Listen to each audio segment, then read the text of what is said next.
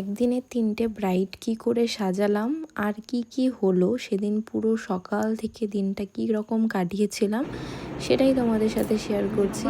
আর এই ব্রাইডকে তার মনের মতো লুকটা দিতে পারলাম কি না, তার কেমন লাগলো সেটাই তোমাদেরকে শেয়ার করছি এই ভিডিওতে। ব্রাইডদেরকে পুরোপুরি স্যাটিসফাই করতে পারলাম কি না জানতে হলে পুরো ভিডিওটা দেখতে থাকো। আর চলো আজকে দিনটা শুরু করা যাক। সেই সকালেই উঠেছি 7টার দিকে উঠেই কাজে চলে গেছিলাম। পাশেই, আমার বাড়ির পাশেই ছিল, হালদি প্রোগ্রাম ছিল ওনাদের। আর এটা কিন্তু ব্রাইডের দিদি। শোনো তো কি বলছে।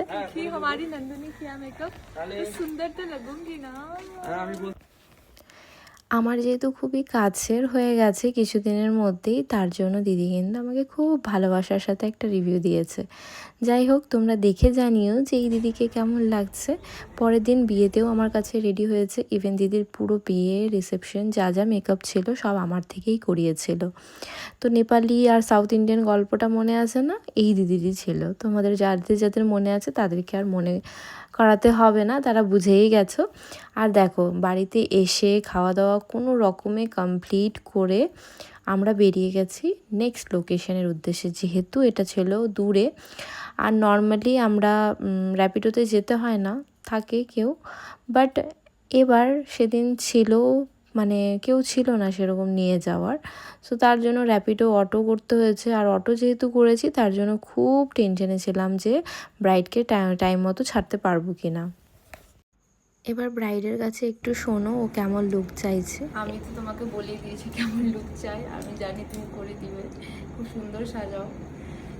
আচ্ছা, এখানে ও আমাকে বলেছিল, মানে ভিডিও ক্লিপ একটা আছে যেখানে ও বলেছে যে 3-4 মাস আগে বুক করেছে, বাট না, সে হয়তো ভুলে গেছিলো, আমাকে 1-1.5 বছর আগে বুক করেছে। সেখানে আমিও ভুলে গেছিলাম, যার জন্য আমি বলেছিলাম 7-8 মাস।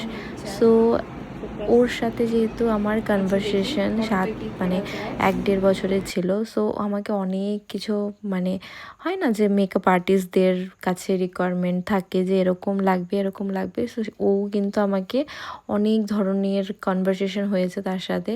সে তার বেস্ট দিনে বেস্ট লুকটাই চেয়েছে। সো আমিও আমার বেস্টটাই দেওয়ার চেষ্টা করেছি। বাকিটা ওর কেমন লেগেছে, তোমাদের কেমন লেগেছে তোমরা বলবে। আর আমার কিন্তু পার্সোনালি ওকে খুবই সুন্দর লাগছিল, মানে এমনিও মিষ্টি দেখতে, সো ওকে কিন্তু খুবই সুন্দর লাগছিল। আর অনেকেই আমাকে এরকম কমেন্টও করেছো যে খুব সুন্দর লাগছে। আর ওর ফটো দেখিয়ে অনেকে আমাকে বুকও করেছো। আর এখানেই ও বলেছে, তোমরাই শোনো। আমি তোমাকে প্রায় 3 মাস না 4 মাস আগে বুক করে রেখেছি, আর যেমনটা চেয়েছিলাম ঠিক তেমন